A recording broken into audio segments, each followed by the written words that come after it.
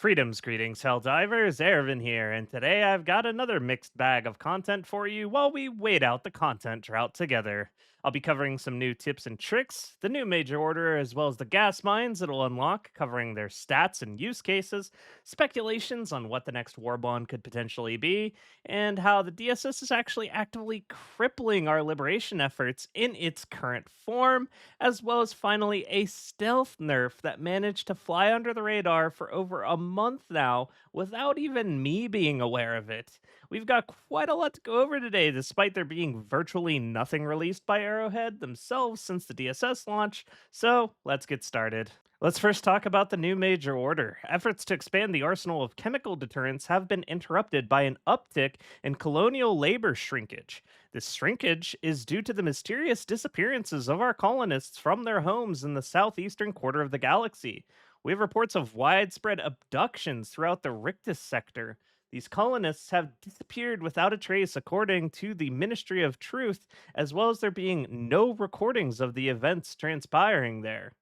It seems to me that the Illuminate invasion might be closer at hand than we previously expected. Should they strike at our flanks now, it would certainly leave the Helldivers in a difficult situation, having to combat with the events unfolding around the Gloom, Cyberstan's expansion upon our territory by the automatons, and the squids all at the same time.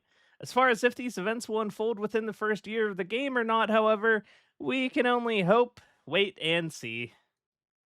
Well, the major order itself, though, has charged us with taking three chlorine rich planets to combat these shortcomings in gas weaponry assembly. That being Esker, Blistica, and Mentoria. The Ghost Diver's current directive is to first complete the defense of Terek before pushing through Borrock, then finally Esker.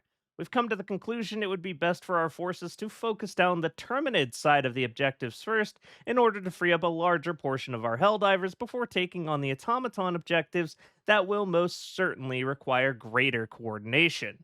For those that don't wish to combat bugs and want to continue making a difference on the automaton front in the meantime, however, it's going to be best for you to be combating the bots of Zanya Prime, where the enemy resistance is at its lowest of only 1% regeneration per hour, making it an opportune staging ground for our future efforts to retake Mentoria and Ballistica from the automaton menace.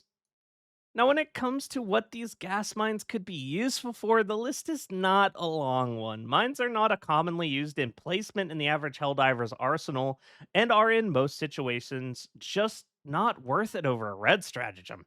Especially when your teammates decide to dump their red stratagems all over your minefields. That being said, the gas mines, when triggered, will deploy a cloud of toxic gas that confuses the enemy and deals a piddly 25 damage per second, lasting 15 seconds like other gas based weaponry, with a radius of 7 meters.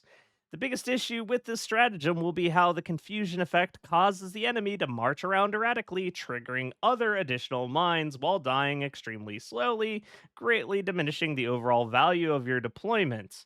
Unfortunately, this means it's extremely unlikely these new mines will be any different than the others, being underutilized every moment they're available, even when made free for the first few days as a fifth stratagem. There will be at least a couple good applications for these mines, though, in the form of the evacuating high value assets mission choke points, and especially the nuke nursery objective. During this rocket defense mission, gas mines will lock out any choke points they've been laid upon, stalling the enemy's advance more than long enough to follow up with additional red stratagems or your own personal weaponry while brandishing a very short cooldown like other minefields, making it a great crowd control option for these missions specifically.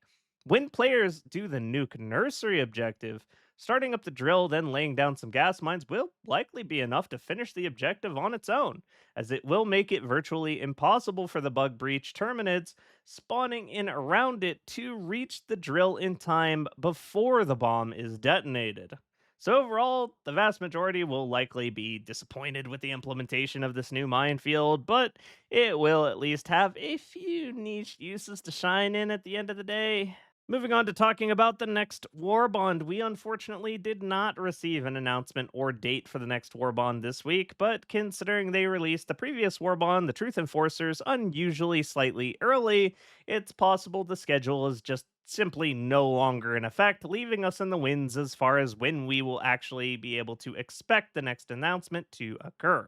As far as what this war bond could be themed around, there's only one set of gear in the files that could still be utilized, themed around a hunter like aesthetic, with two armor suits that have yet to be utilized, as well as what just looks to be a reskin of the dagger laser pistol, a repeater rifle for the space cowboys among you, and what looks to be a reskin for the AMR. There is, however, no confirmation in the files or from Arrowhead themselves that any of this gear will appear within a war bond in the future at all, and it all predates the release of the Truth Enforcers war bond, whose gear came out of absolutely nowhere. While this gear could be the next war bond, we have no reason to believe this to be true at this time, as it is just as likely we'll be receiving a bond featuring assets not yet included in the game at all, just like with the Truth Enforcers war bond, as it's become very apparent Arrowhead has substantially upped their game when it comes to hiding things from us. An idea that's been floating around my community that I can't say I hate would be finally implementing the vehicles as their own war bond, similar to when the sterilizer was added through the chemical agents war bond. It would likely be a lot less awkward than simply releasing the vehicles one day for a few requisition slips, while also adding some extra grind for the community and breathing space for Arrowhead developing other future war bonds. While I imagine this particular idea would not resonate with everyone, with some calling it a paywall somehow, despite how super credits are, gained through simply playing the game and FOMO not existing within Helldivers 2, I can't say I hate the idea of it if they were to go down this route, as the bottom line is, I just want to roll around in an APC with the boys until we comically explode, and I don't really care how I get to that conclusion. If it's neither of these potential ideas and turns out to be never before seen content they've kept hidden from prying eyes up until the trailer reveal, my community especially has been patiently waiting for a stealth oriented warbond, and there have been many well made fan warbond concepts for this exact purpose, sporting things like decoy grenades, camo backpacks, suppressed rifles, SMGs, and pistols, as well as many different stealth game inspired armor suits. There have been so many fan made warbond concepts under this theme, it would be very difficult, I feel, for Arrowhead to have completely ignored it. They're definitely aware that a stealth warbond is something the community wants by now, and if it did turn out to be the next warbond, I would be extremely happy about it personally. Getting into a few tips and tricks here, I want to bring your attention to my favorite stratagem, and in my opinion, biggest winner of the red stratagems when it comes to the 60-day plan, the Eagle Strafing Run. If you've been to my streams, you've seen me bring the stratagem to just about every operation against the automatons ever since the patch. In a perfect world, this actually just wins this objective in one strafing run. Wow.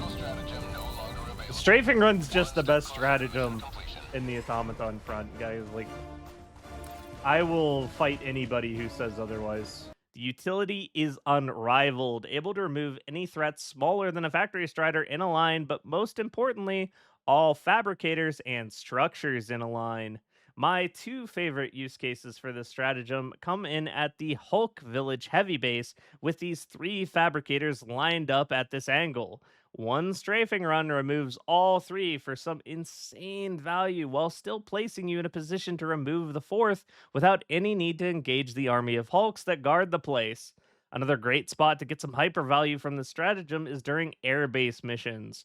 While the park dropships you need to destroy can be dismantled by any class 4 penetrating weapon or better from a distance, if you throw your strafing run in a line with this objective, it'll destroy all three in one swoop, giving you ample time to put distance between you and any on duty guards surrounding it. With 5 charges, this stratagem is just unmatched in utility against the automatons, and if you've been sleeping on it, I strongly recommend giving it another try. Next, let's talk about the DSS some more. When it comes to the DSS, we know it will be receiving a rework in the near future, as its implementation really didn't hit the mark for the community. I mean, the thing probably fragged more of our Helldivers than automatons in the first deployment of the orbital barrage, but the situation is actually even worse than we thought. Not only has it been a serious contributor to the failure of many major orders already throughout baiting the moth like majority to its position, regardless of the relevance behind that location, but as it turns out, the orbital barrage is not only heavily hampering our Helldivers' efforts on the ground through fragging them, but has now been proven to be hampering our efforts on the galactic war scale as well, depending on its position.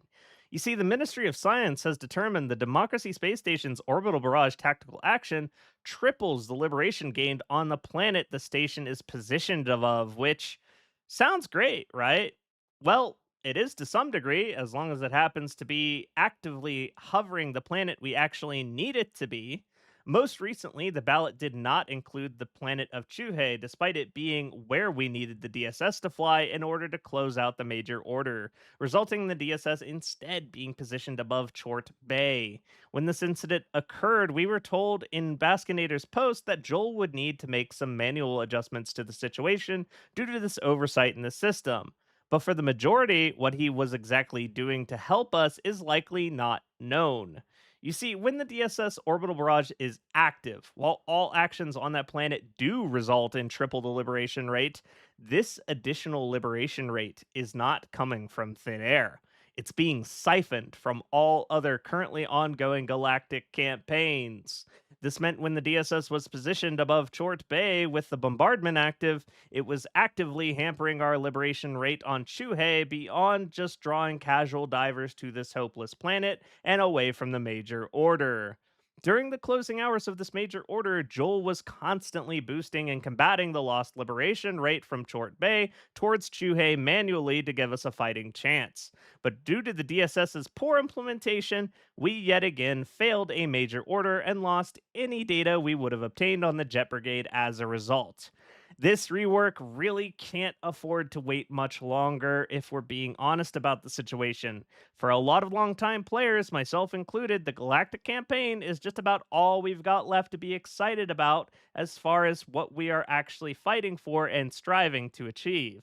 So, having our agency hampered by something that's supposed to be our super weapon and guiding light through the war is something that's getting old extremely fast, Arrowhead.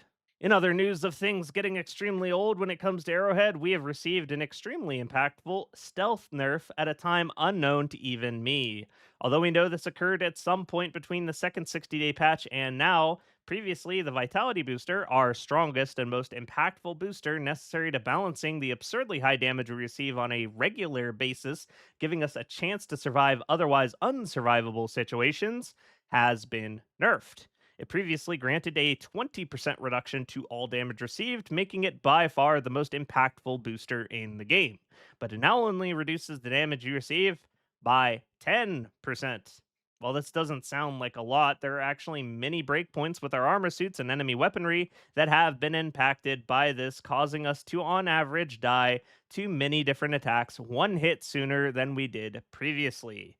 My best guess to when this was changed would be when the heavy armor was making us immune to gas damage with the vitality booster by reducing the gas damage below 1 per tick, causing it to be round down by the game's systems. Arrowhead said they fixed this interaction, but never told us how they did it. In light of the nerf to Vitality Booster, it's now extremely likely they simply reduced the effectiveness of Vitality Booster in order to keep the gas damage the same and effectiveness against our Helldivers without mentioning the specifics as what had been changed.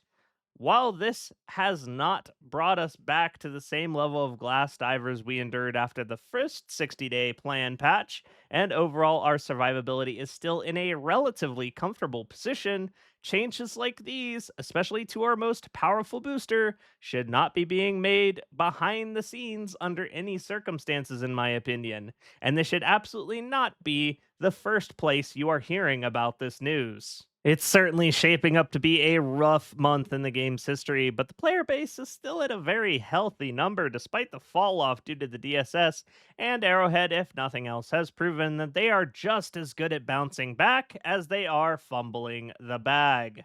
So let's hope for a big W of a patch to close out the year, enjoy some other side games in the meantime, and wait and see what Arrowhead has in store for us to close out year one of the game's lifespan. Thank you to my coffee supporters for helping to keep the channel alive, and thank you for watching till the end. I'll see you next time.